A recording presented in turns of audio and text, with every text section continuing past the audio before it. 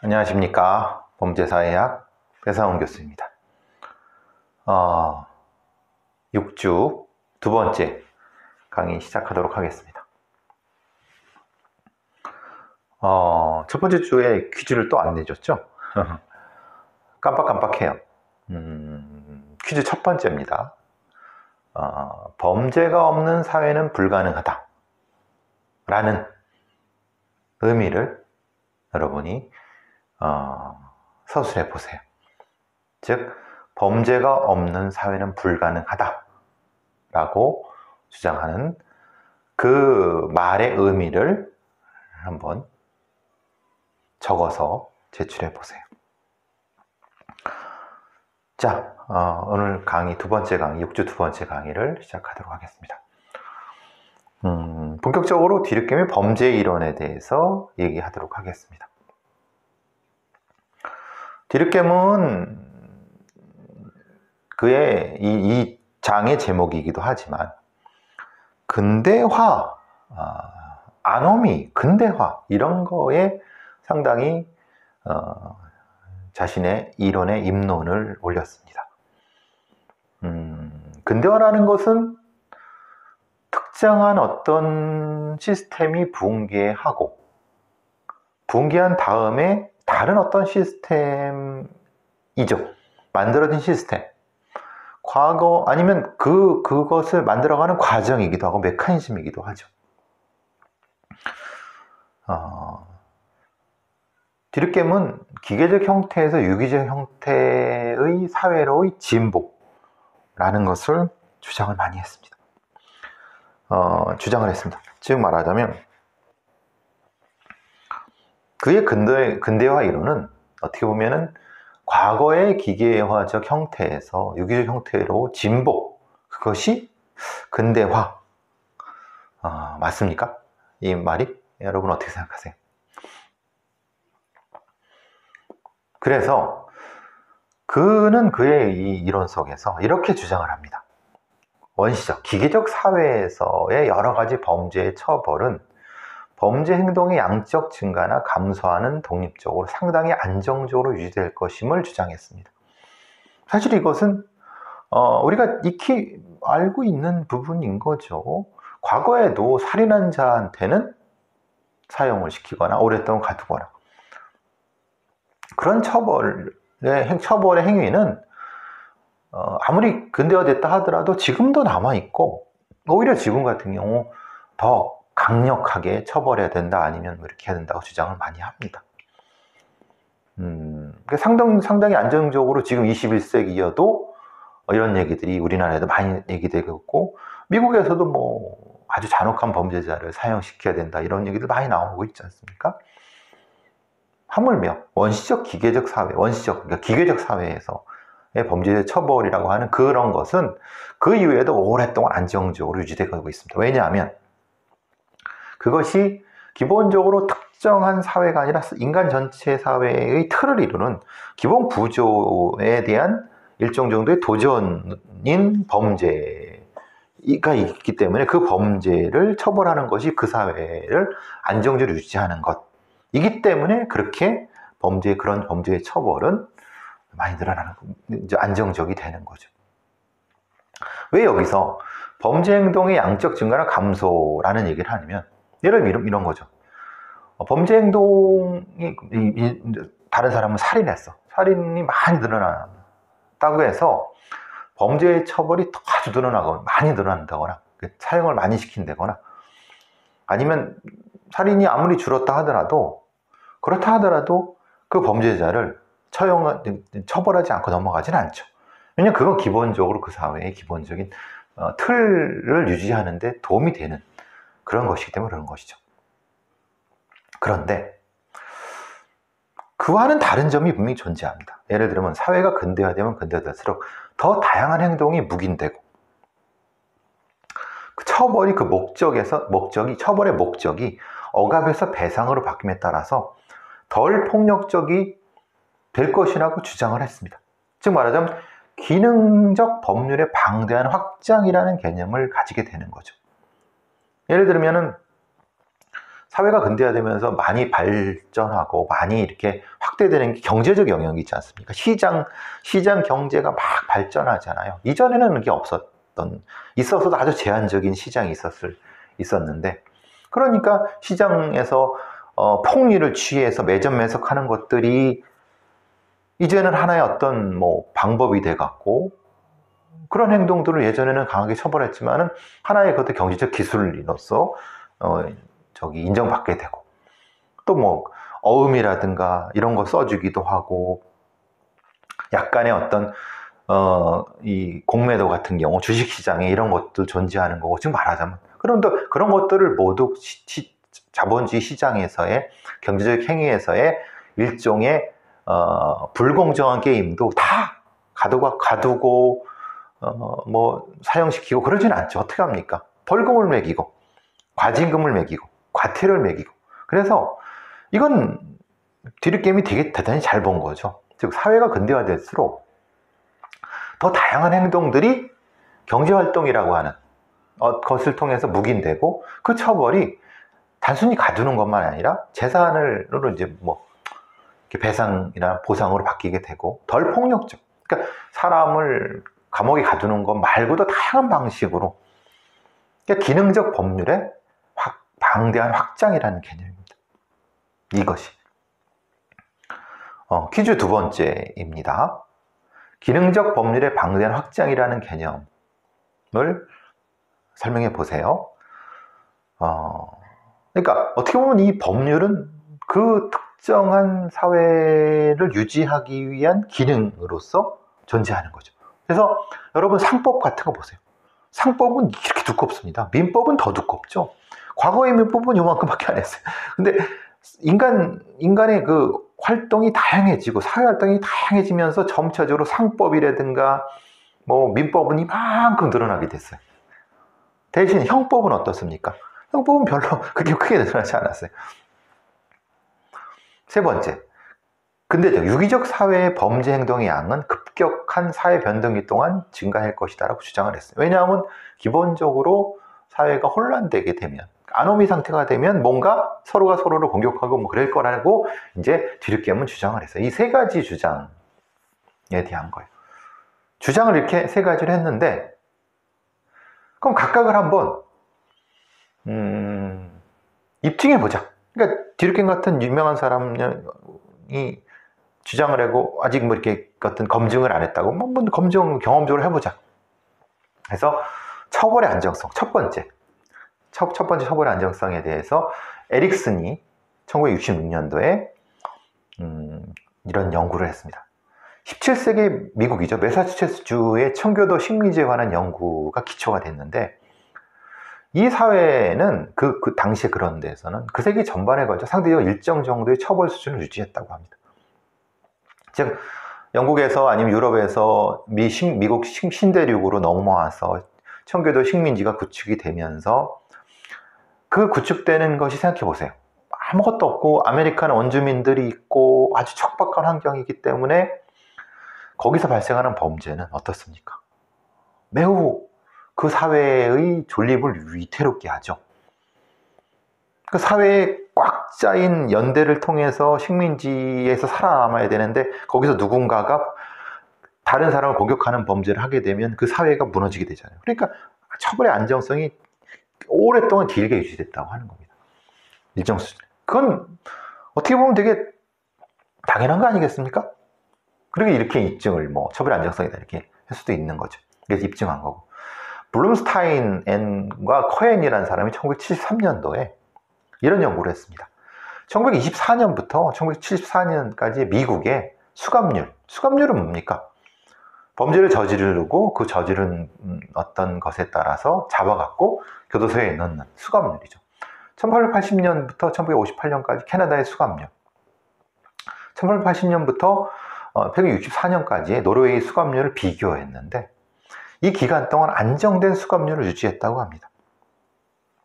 그래서 대체적으로 그 교도소에 들어있는 수용자들의 숫자는 인구 대비 대략적으로 유사하게 유지가 됐다고 합니다. 즉 이 기간 동안 안정적인 수감률을 유지를 했고, 이는 구금형이 선고되는 행동 유형을 조정하여 유지된다고 합니다. 그러니까 어떻게 보면 개인이 저지르는 범죄라고 하는 것은 사회적인 것과 무관하다고 생각하지만은 사실 안 그렇습니다. 우리나라의 판사들도 우리나라의 전체 그 교도소의 수감자가 5만 명 정도 되는데, 그 5만 명 정도 되는 수감자들이 있는데, 이 판사가 계속 뭐 이렇게 다 재판을 들어오는 범인들을 다 교도소에 다 들어가게 하면은 교도소가 미어 터지겠죠. 근데 그게 사회적인 어떤 힘에 따라서 아주 정교하고 교묘하게 유지가 되는 겁니다. 그래서 형량을 줄이기도 하고 집행유예를 내리기도 하고, 그리고 거꾸로 이게 더 너무 느슨할 것 같으면은 같은 행위를 했는데도 더 오랫동안 그 교도소에 넣기도 하고, 즉 이 기간 동안 안정된 수감률을 유지했고, 이는 구금형이 선고되는 행동 유형을 조정하면서 유지됐다는 겁니다. 예를 들어 미국의 수감률은 범죄율이 높든 낮든 상관없이 미국 인구 10만 명당 100명 정도를 유지했다고 합니다. 여러분 어떠세요? 이게 가능한가요? 여러분은 범죄가 그냥 개인의 일탈, 개인의 라고 생각하시겠지만 천만의 말씀이에요. 범죄라는 것은 매우 사회적인 거예요. 즉 행위는 그 개인이 하지만 그것을 범죄를 규정하고 수사를 해서 처벌해서 수용자로 만들어서 놓고 이러하는 것이 다 사회적인 행위예요. 그러니까 범죄는 사회적이다 라는 개념이 사실은 여기에 들어가는 거고, 뒤늦게임은 어떻게 보면 대단히 천재적으로 그걸 인식한 거죠, 어떻게 보면. 그래서 다시 가면 범죄는 다양한 인간 행위의 한 부분이라는 거예요. 즉 범죄는 정상적이라는 개념이죠. 이게 닐스 크리스티 2000년에 연구한 거는, 모든 사회에서 범죄로 정의되고 처리될 수 있는 원하지 않는 행동들이 있어요. 그렇죠? 모든 사회, 미국이든 우리나라든, 예를 들면 이런 거죠. 동성애 얘기를 했으니까 동성애가 범죄입니까? 범죄인데도 있고 범죄가 아닌데도 있습니다. 왜 그렇죠? 범죄인 데는, 범죄로 만든 거는, 범죄를 규정하는 것은 그 사회의 필요. 근데 그 사회가 이걸 굳이 범죄로 만들 필요가 없어. 비범죄. 그럼 범죄를 만들어서 교도소에 가두는 경우도 있지만, 그렇지 않아요. 그러니까 같은 행동이라 하더라도, 같은 원하지 않는 행동들이라 하더라도 어떤 사회에서는 범죄가 되고 어떤 사회는 범죄가 되지 않습니다. 그러니까 옛날에 이제 노상방뇨라는 게 있었죠. 노상방뇨. 그럼 옛날에는 다 잡아갔어요. 지금은 잡아가지 않고 벌금만 매겨요. 같은 행동인데. 즉 정의를 하는 과정에서 범죄의 적당한 양이라는 개념이 존재한다는 겁니다. 이게 좀 희한하죠. 범죄의 적당한 양이라는 게 뭐지? 잘 생각해 보세요. 사회에 존재하는 원하지 않는 행동들이 많이 있습니다. 여러분도 싫어하는 행동이 있을 수 있습니다. 예를 들면 남자가, 아니면 남자든 여자든 성에 상관없이 윗옷을 벗고 다녀. 그러면 좀 거슬려. 근데 어떤 사회는 그거를 범죄로 처벌을 하고, 경범죄든 흔히 말하는 풍속에 대한 법률이든, 어떤 사회는 그렇게 처벌하지 않아요. 그냥 단순히 도덕적으로 그냥 저 뭐 하는 거야 이런 식으로 한다는 거예요. 즉 범죄가 되는 부분이 있고 범죄가 되지 않는 부분이 있는 거예요. 그러는 어떤 과정 속에서 그 사회가 유지가 되는 거예요. 그렇게 규정함으로써 어떻습니까? 뒤늦게임의 범죄 이론이 맞는 것 같습니까?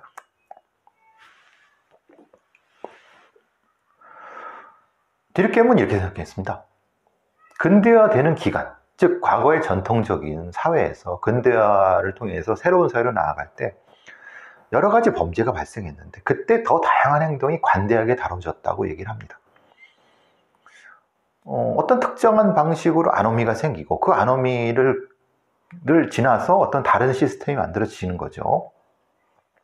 특히 근대화 기간 동안에는 처벌은 그 목적이 억압에서 배상으로 바뀌게 됨에 따라 덜 폭력적이고 유기적 사회의 출현과 상호작용을 조절하기 위해서 기능적 법률의 방대 확대, 아까 앞서 말씀드린 겁니다. 그래서 이걸 다시 한번 그러면 입증해보자. 아니, 그 드립겜이 주장했으니까 입증해보자. 라고 해서 볼프갱이라고 하는 사람이 이 1977년도에 그 말이 맞을까? 드립갱이 더 다양한 행동이 관대하게 다뤄지는 게 맞을까? 라고 한번 입증해 보려고 했습니다. 그래서 1977년 볼프갱이라는 사람이 일탈에 대한 수용의 확대와 그에 상응하는 우리가 범죄로 정의되는 것의 축소를 경험하고 있는 중 이런 얘기를 했습니다. 말하자면은 근데 문제는 그러니까 이제 이런 거잖아요. 과거에는 엄격하게 다뤄졌고 그 뒤에 근대화되면서 관대하게 다뤄졌다라고 이렇게 생각할 것 같은데 근데 스피처라는 사람이 1975년도에 아니야 꼭 그렇게만은 아니라고 즉 더 발전된 사회가 더 엄격한 처벌을 한 경우가 있다고 합니다. 즉 말하자면은 사형제 같은 경우도 그래요. 그리고 어떻게 보면 뭐 이 화학적 거세라는 것도 있고 어떻게 보면 종신형도 있을 수 있고 과거에는 종신형이라는 것이 그렇게 없었는데 예전에는 뭐 10년형 이렇게 있었는데 아니 오히려 더 시간이 더 지나고 또 종신형이 더 많아져. 그러니까 꼭 디르켐이 주장한 대로 더 다양한 행동이 관대하게 다뤄진다는 것은 아닌 것 같다. 오히려 단순한 사회가 관대하게 처벌을 하고 발전된 사회가 더 엄격하게 처벌하는 거 아니냐라고 스피처가 얘기했는데 여러분은 어떻게 생각하세요? 죄명에 따라 다를까요? 근데 디르켐은 그렇게 생각한 거예요. 전통사회는 억압사회고 유기사회는 그거보다 한 상호 의존사회이기 때문에 그렇게 생각한 것 같은데 현실은 꼭 그렇지만 않은 것 같아요.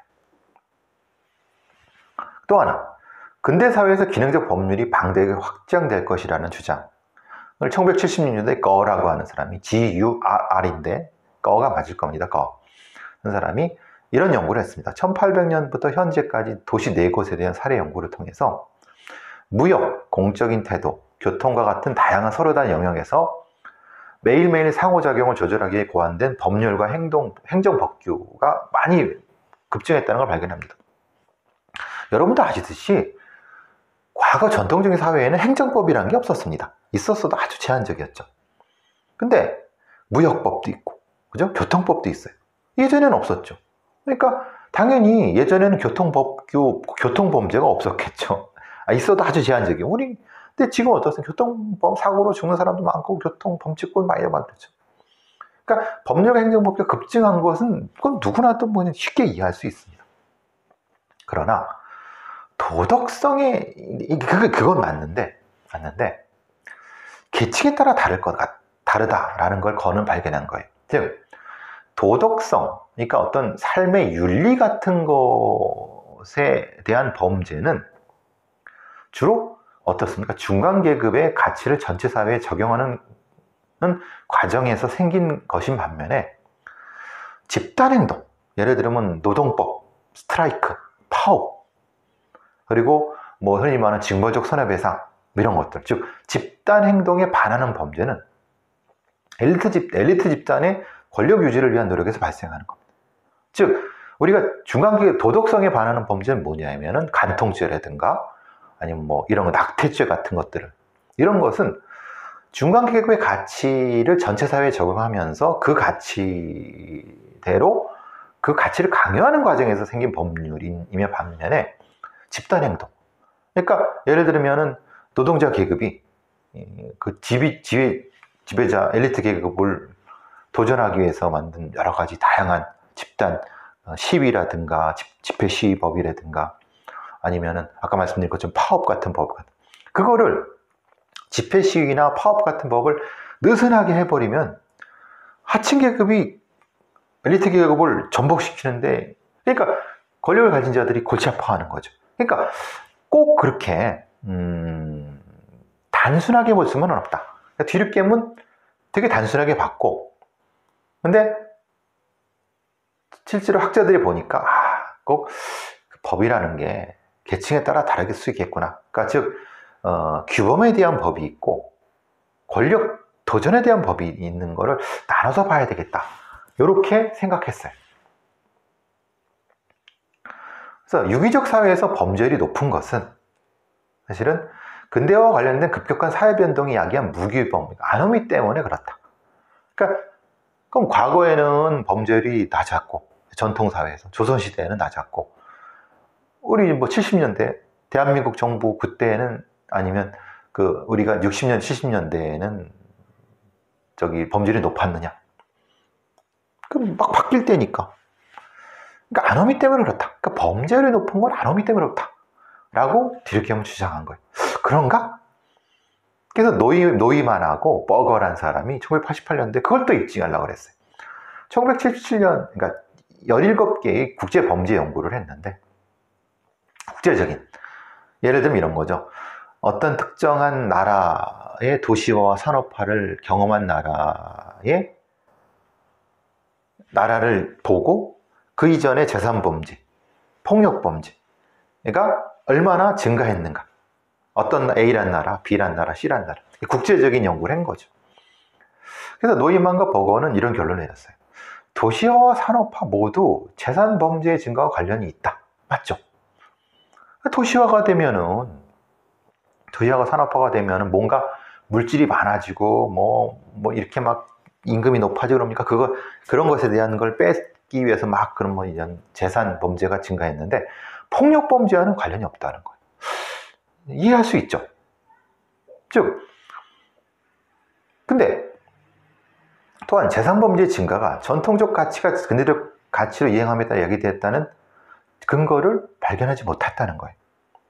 그러니까 꼭 재산 범죄의 증가가 늘어났다고 해서 그 사회가 전통적 가치가 근대적 가치로 이행함에 따라 야기됐다는 증거도 발견하지 못했다는 거예요. 참 쉽지 않죠. 그러니까 단순하게 생각하면은 근대화 산업화가 됐기 때문에 그 이전에는 재산 범죄가 거의 없었는데 그 뒤에 재산 범죄가 늘어났다. 그래, 그럴 수 있어. 근데 폭력 범죄는 별 차이 없다. 근데 재산 범죄 증가라는 것이 꼭 전통적 가치가 근대적 가치로 이행했기 때문에 그런가? 아니면 예전에는 무슨 전통적 가치 사회에서도 재산이 없었나? 그게 좀 애매하다는 거예요. 그리고 베넷이라는 사람은 1991년에 이런 연구를 했어요. 우리가 국가 성장률 이런 걸 많이 하잖아요. GDP 성장률 이런 거 많이 하잖아요. 그것과 살인과 절도를 비교해보자. 그러니까 어떤 나라가 20년 전 GDP가 이만큼이면 100이었는데 그 뒤에 200으로 늘어났다. 그 사회의 살인과 절도는 어떻게 변했을까? 잘 모르겠다. 영향을 별로 관련이 없는 것 같은데? 성장률과 독립적으로 발전 수준이 그 자체가 절도에 유의미한 영향을 주었지만 폭력 범죄에 영향을 끼치지 못했다. 그러니까 성장률이 높으니까 재산 범죄인 절도가 늘어난 건 맞는 것 같은데 폭력 범죄는 영향을 끼치지 못했다. 이렇게 또 베넷은 주장을 했어요. 그러니까 여러 상반되는 연구 결과들 아니면은 조금 디르케임의 주장을 입증하는 연구과도 같지만 또 아닌 것 같기도 하고. 그래서 노이만은 그 다음에 근대화가 아니라 이건 경제적 불평등과 관련 있는 거 아니냐. 즉 경제적 불평등이 있었던 사회와 없었던 사회, 불평등의 정도에 따라서 이 범죄를 나눠야지 근대화, 성장률 이거 가지고는 좀 아닌 것 같다. 이렇게 얘기를 하는 거죠. 헷갈리죠. 그러니까 이거는 말하자면 디르케임의 주장을 그의 한참 뒤에 학자들이 한번 입증해 보려고 하다가 어떨 때는 성공도 하고 어떨 때는 실패도 하고 어떨 때는 입증이 아니라 반증되는 경우도 있고 그런 부분 때문에 그런 거예요. 아이스너라고 하는 사람이 2001년도에 이런 걸 했습니다. 800년 동안 근대화를 거친 유럽의 살인율을 연구했습니다. 살인 범죄율. 그러니까 말하자면 2000년에 1200년부터 2000년까지 800년 동안 특정한 사회의 프랑스는 프랑스, 독일은 독일의 범죄율을 연구를 한 거예요. 그건 할 수 있죠. 교구 기록이나 우리나라는 안 그렇습니까? 우리나라도 조선왕조실록이나 이런 거 기록에 다 나와 있잖아요. 살인이 얼마인지. 뭐 아주 다는 아니라 하더라도 대체적으로 알 수 있잖아요. 근데 13, 14세기에는 10만 명당 평균 살인율이 유럽 경우는 20명에서 40명 정도였다는데 20세기에는 1명이었대요. 1명 이하입니다. 그래서 이들 국가에서 가장 큰 감소는 대체로 17세기 초에 시작됐다는 거예요. 어떻습니까? 여러분 생각 그럴 것 같나요? 아니, 그럴 것 같습니다. 왜냐하면 과거에는 살인 이게 근대화되기 전이니까 사람을 뭐 죽이고 아니면 평소에 살인 범죄라는 것은 어떻게 자신이 어떤 받은 피해에 대해서 다른 어떤 보상을 받을 기회가 없다. 그럼 목숨으로 보상을 받는 거죠. 내가 어떤 모욕을 당했거나 아니면 어떻게 됐다고 하면. 근데 근대 사회를 넘어오면서 또 굳이 그렇게 내 가족이 죽임을 당했는데 그럼 네 가족도 죽어야지라고 하는 것보다 그만큼 돈으로 물어줄게. 그러면 살인이 떨어질 수도 있는 거죠. 즉 사람의 생명 가치보다는 더 많은 중요한 어떤 사회적인 물건들이 재화들이 많았다고 하면은 살인율은 떨어질 것 같다는 생각이 들어요. 여러분은 어떠세요? 그리고 예전에는 사실 뭐 흑사병이라든가 뭐 이런 12, 13세기에 14세기 그 뒤로는 사실은 인구가 굳이 사람을 죽여서 무엇인가를 얻어야 되는 것보다 다른 방법이 있었다고 하면 아이스너의 이 연구는 의미가 있겠죠. 엘리아스의 문명화 과정이라는 아주 중요한 저작이 있는데 시빌라이징 프로세스라는, 즉 과거에는 국가가 어떤 특정한 권력보다는 폭력적인 남성성, 그래서 가장들이 막 무엇인가 폭력을 행사해서 사람을 죽이고 뭐 이런 데 있었는데 문명화되기 전이죠. 근데 그래서 이제 사적인 복수라든가 사적인 폭력이 많았는데 이제 국가가 통제력을 독점하기 시작해서부터는 굳이 그렇게 사람을 안 죽여도 얻을 수 있는 건 얻고 보상받으면 보상받는다는 거죠. 이게 이제 아이스너의 연구이고 그럴 것 같지 않으세요? 자, 이제 결론을 넘어가죠. 인간행위에서 드류겜은 이런 겁니다. 드류겜의 주장은 인간행위에서 중요한 역할은 사회적 힘이라고 하는 거예요. 즉 어떤 사람이 범죄를 개인 저질렀다 하더라도 그 개인이 저지른 어떤 것에 결정을 하는 근본적인 어떤 중요한 역할은 사회의 어떤 힘, 메커니즘, 이게 중요하다는 거예요. 그게 드류겜. 그래서 드류겜이 사회학자인 거죠. 여러분은 사회학에서 범죄 사회학을 배우고 있고, 자, 그거를 드류겜은 중요하게 한 거예요. 우리는 앞에서 뭐 했습니까? 베카리아, 롬브로저, 범죄 행위를 결정할 때 뭘 하죠? 심리적 요인, 합리적인 판단. 드류겜은 뭘 한 겁니까? 그게 아니라 사회적인 힘. 그래서 근대화와 범죄의 관계에서 근대 세계에서 발견되는 범죄의 기본적인 패턴을 연구를 했는데 쉘리라고 하는 학자가 1981년도에 서유럽에서 처음 발생했던 12, 13, 14 그때 이제 흔히 말하는 여러 가지 산업화되는 과정에서 발생했던 범죄 패턴의 동일한 변화가 동유럽 사회주의 국가들이 이제 서구화되는 과정에 비슷하다는 거예요. 마찬가지로 그 이후에 근대화되는 한국이라든가 뭐 아시아, 아프리카, 라틴 아메리카에서도 그 비슷한 방식으로 이게 발생했다는 거예요. 그럼 참 희한하네. 어떻게 보면은 이게 범죄의 기본적인, 그러니까 근대화가는 과정에서의 어느 나라이건 어느 문화권이건 그걸 거치면은 범죄의 기본 패턴이 흔히 말하는 뭐 상업적인 거 아니면 뭐 이런 재산 범죄 증가 이런 것이 비슷하게 유지된다. 라고 하면은 그럼 뒤늦게임 얘기가 맞는 거죠. 그죠? 개인의 결정, 범죄적 결정은 사회적 힘에 큰 영향을 받는다고 볼 수 있는 거니까요. 그게 더 중요할 수도 있다고 보는 거니까요. 실리는 여러분 그렇게 생각하지 않으세요? 그럴 것 같지 않으세요?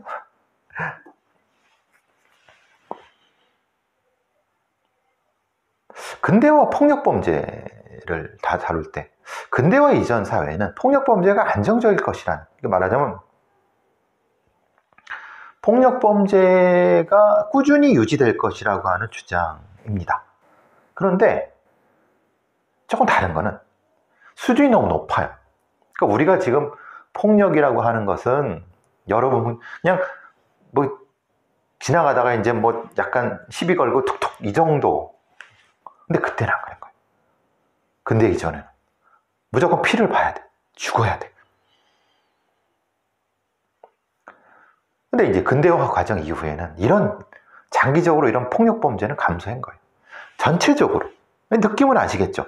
근대화 이전에는 내가 어떤 억울함을 풀고 뭐 할 때는 사적인 복수를 하거나 뭐 이런 좀 피를 보면서 하는 높은 수준의 폭력이 많았던 거 맞는 것 같죠. 근데 그 뒤에 근대화 이후에는 굳이 그럴 필요가 없는 거예요. 국가의 힘도 커지고 그것 말고도 뭐 돈으로 보상받을 수도 있는 거고 여러 가지가 있을 수 있으니까 그런 부분에서는 분명한 의미가 있는 것 같아요. 그러면 재산범죄는 어떨까요? 아까 앞서 말씀드린 것처럼 근대화 이전과 근대화 이후에 재산범죄 증가했다. 그럼 급격한 사회 변동으로 인해서 도덕적 가치 붕괴 때문에 주장. 그러니까 더 많이 흔히 말하는 도덕적 가치가 붕괴해갖고 이전에는 그럼 전통적 가치가 있었던 데는 재산범죄 별로 다른 사람의 것을 안 뺏으려고 했는데 근대화 이후에는 뺏으려고 했다. 그건 도덕적 가치가 무너졌기 때문이다. 근데 그거에 반대하는 사람도 있어요. 그게 아니라 과거에는 근대화 이전에는 훔칠 게 없었지 않냐. 기껏해야 소나 뭐 곡식밖에 있는데 생각해보세요. 근대화 이후에는 여러분 핸드폰도 있죠. 시계도 있죠. 노트북도 있죠. 훔칠 게 많잖아요. 그러니까 더 많은 기회성 범죄 아니 이렇게 주장하는 사람도 있어요. 어떤 게 맞을까요?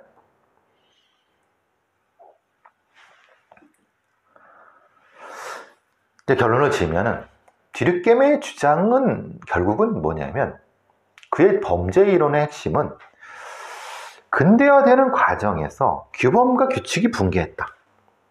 그리고 그 규범과 규칙이 붕괴이기 때문에 어쨌든 그 규범과 규칙의 붕괴가 범죄와 연결된다는 주장은 합리적으로 설명이 가능하죠. 그건 이제 받아들일 수 있죠. 그래서 결국은 디르켐의 주장은 결국은 범죄라는 것은 사회 통제가 있을 때는 줄어드는 거고 사회 통제가 없을 때는 늘어나는 거다. 이게 이제 흔히 말하는 허쉬의 이론이라든가 그 뒤에 범죄학에 그 뒤에 많은 영향을 준 거죠. 즉 범죄는 사회 통제의 부재와 존재 사이에서 연결되는 거다. 그런데 근대 이전의 사회가 강한 사회적 통제가 있었고 그에 따라서 범죄가 적었다고 보는 이런 가정은 사실은 맞지 않다. 왜? 아니 근대 이전의 사회가 강한 사회 통제를 가지고 있었다. 그게 맞습니까? 아닌 것 같죠. 왜냐하면 그때는 국가도 없었고 있었더라도 힘이 약했고 개인의 사적인 가부장이한 사적 복수가 많았다는 거예요. 그러니까 오히려 사회 통제가 약했잖아요. 폭력 범죄가 많이 나타났잖아요. 그러니까 그건 좀 뭔가 디르켐의 주장은 받아들일 만한데 정교하게 받아들여야 될 것 같다는 생각이 들어요. 그렇지만은 어쨌든 폭력 범죄가 장기적으로 감소하는 건 맞다. 왜냐? 근대화의 지속에 따라서 국가가 사회 통제 수준이 늘어나고 여러분 국가의 삶이 여러분의 삶을 계속 조직해잖아요. 그러니까 지속적인 증가니까 통제가 늘어나니까 범죄가 줄어드는 건 맞는 것 같다. 어떻습니까? 디르켐의 범죄 이론은 디귿겜은 그 자체의 범죄 이론에 대한 완결된 것보다는 디귿겜의 이 아이디어, 이 어떤 주장들이 향후에 아까 말씀드린 것처럼 다양한 범죄의 이론에 막대한 영향을 주게 됩니다. 그래서 디귿겜은 그런 의미가 있어요. 디귿겜의 아노미와 근대화 6주 주제였습니다. 사회학을 하는 여러분 입장에서 디귿겜은 계속 곱씹어보고 끊임없이 질문을 해야 될 사람 중에 하나입니다. 디귿겜을 저도 사실은 제대로 이해했지 못했지만 의미가 있죠. 자, 오늘 여기까지 하도록 하겠습니다. 6주 두 번째 시간 여기서 마치도록 하겠습니다. 자, 다음 주에 뵙겠습니다.